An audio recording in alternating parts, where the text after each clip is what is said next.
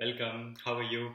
This is Bala from Bala Yoga School, and this is Cookie, who is will be with us for a few minutes until she realizes that I'm really doing the video, and then she will go to her space. Yeah. Okay, Papu. Hi, I hope all is going well. Things are flowing, and hopefully, this soon we will be in a position to understand life a bit more better.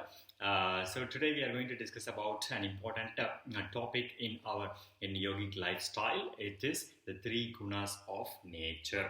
In yoga philosophy, we have all this whole universe come from something called prakriti. நம்ம prakriti purusha அப்படின்னு சொல்றோம். There are essentially three basic qualities of this universe.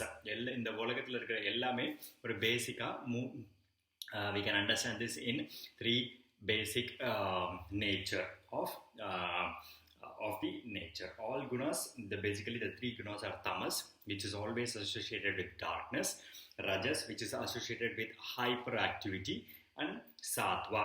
Sattva means being now, being in the moment. Sattvic nature is calm, tranquil, taking everything as it comes. So being in the moment, yeah. So people are wrongly thinking that they should not have tamasic quality. It is not something that is like this, because we need tamasic quality. For example, without tamas, we will not be in a position to go to sleep, to rest, or something like that, for example. So tamasic quality has its own purpose. Rajasic quality on the other side, for example, very hyperactivity, super active, and doing many things and those kind of things, that is also is considered kind of bad, or that is also not the best quality state to be in. Why? Because in sattvic quality, in the sattvic nature, what happens is that we are neither hyperactive or neither we are lazy.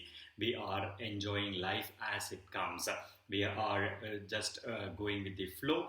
We are not having any we are not spending excess energy in rajasic quality, or we are becoming lazy with the tamasic quality. So there is sattvic quality, and then there is a need for rajas and tamas at the right moments. Rajas and tamas will negate each other, and the sattvic quality is the one that will enable us to be in the moment, to be in the being. So it doesn't mean that sattvic quality is the quality that we are looking for. Of course, we have to arrive to sattvic quality and also let go of this sattvic quality also. Yeah. So for example, these gunas cannot be separated and removed in oneself, but can be consciously acted upon to increase or decrease. What does that mean? That means that we can be conscious about whether I would like to be lazy, I would like to sleep more, or I would like to sleep less, or I wanted to be hyperactive. For example, to do a same activity, we can do it with a hyperactivity, with a hyper. I want to do this. I have to do this. I have to do this. I have not done this, so I have to do this. I have to do this. So, if you are going to act in such a way, what happens is that you are bound to make mistakes. You are bound to have expectations, and if expectations is not as per your thoughts, you are going to be sad, and this is like a cycle that you don't want it to get in. So although rajasic quality is always associated with activity, but it is an activity which is very hyper. So we always wanted to balance it with bit of inertia. So if you're super active, so basically you calm down, you sit, you relax, you have a glass of water or something like that, so that you have bringing in some tamasic quality, so that you can reduce your hyperactivity, so that you are always in this like a river that is really flowing calm, tranquil, without any issue. Imagine like rajas is like this flash floods. So basically what happens is that it destroys everything. So and then laziness is like sluggish water. There is no movement, where there is complete stoppage, and the river starts to stink and those kind of things. So instead of a stinking river or a flash flood, we don't want these two extremes. We want always like a free flowing river between the banks. Yeah. So this is our intention in a yogic practice. So all three states are available to all of us, but it is our intention to be in sattvic state all the time. Tamas, for example, we can discuss about individual states. Tamas is a state of darkness, inertia, inactivity, materiality. And tamas manifests from ignorance, and we are, and most importantly, to reduce tamas, avoid tamasic food, avoid oversleeping, overeating, inactivity, passivity, and fearful situations. When you, for example, when you are fearful of something, for example, you want to do a handstand or a headstand or something like that, or just do an asana practice. If you are fear of the, if you are having some fear about this practice, what happens is that you are like, you don't want to do it, so you are like staying away from the whole story. So you become lazy, or you create stories like, oh, I'm sick and I cannot do this. So that is how you are creating a tamasic in you, inside of you. Yeah. And then Rajas state is a state of action, energy, change, movement. uh, what happens when you are very rajasic is that we are attracted and attached to the fruits of our action. Ah, I did this, so I have to enjoy the benefits of this. I planted this mango tree, for example, and I wanted to fruit like now. But that is not going to happen. That is not. That is very rajasic. Okay, I did one yoga class and I wanted to have six-pack abs, for example. So that is a rajasic activity. Or I'm going to do like 10 hours of yoga one day and then I expect results next day. That is not going to happen. Yeah. So rajas is something like that. We are attached to the results of our action.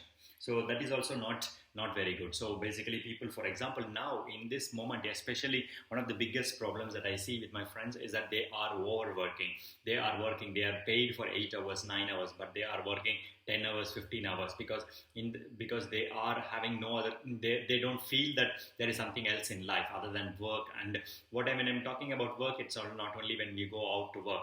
For example, even family, where you're spending so much time with your kids, or cooking for people and other kind of things. This is very nice. So, but this is also a rajas, because you are expecting something in return. Yeah. And you neglect your body, you neglect your mind, you neglect yourself, you neglect the relationship and the other kind of associated things. So we are we are we are overworking, over exercising. For example, I know people who have been doing some specific yoga practices for 3 hours per day or 5 hours per day, which is really not going to be very good, because your body is not designed for that much stress. And especially if you have not been working out on your body and suddenly you go to the other extreme, that there will be pain, and then they will complain that I did yoga and then I have this pain and this pain and this pain, but how many hours they did. So from a tamasic place to go to Rajas, you should not go to Rajasic place. You go to Sattvic place. You need to be very mindful, very careful about what is going on in your body. So let's start in a very simple way. So also, when you are teaching your students, some students was like, oh, I wanted to change my body, I want to lose weight or something like that. They have very strange notions, and then I want to do this in 21 days, I want to do this now. So what happens is that it becomes impossible for people to understand that it takes a lot of time to unlearn whatever your body has learned, and then after that you go into learning new things. So a rajasic quality will, and also people will come into yoga class and then they will start doing asanas without any warm up, for example.